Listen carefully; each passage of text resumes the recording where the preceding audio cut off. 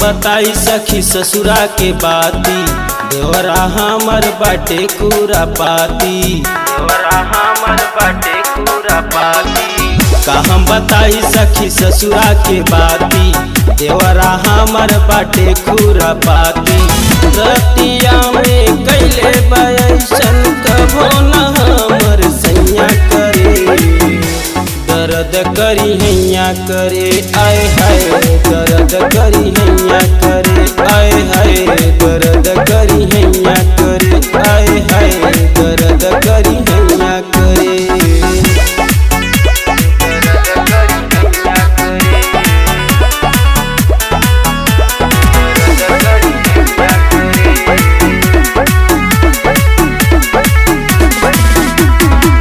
घर में घुसेला तो ताके लाली लोर के, कहिला कुछ तो बोले जोरे जोर से, कहिला कुछ तो बोले जोरे जोर से। माई बाबू के न तनिको डराला, दिन में कभो कभो हमसे लड़ाला।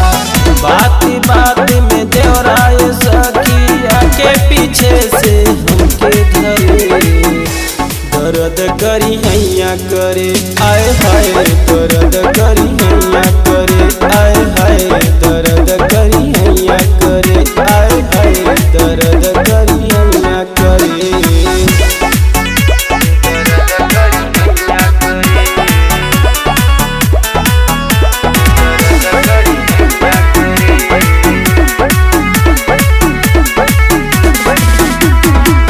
राइटर अखिलेश कितनो समझावे, देवरा पवन के समझ नहीं आवे, देवरा पवन के समझ नहीं आवे। सैया सूरज के जे फोन पे बताई, देवरा नादान करके हम समझावे। का कहीं तोहरा से सखी, देवरा के देखी जियरा जरे, दर्द करी हैया करे आए हाय,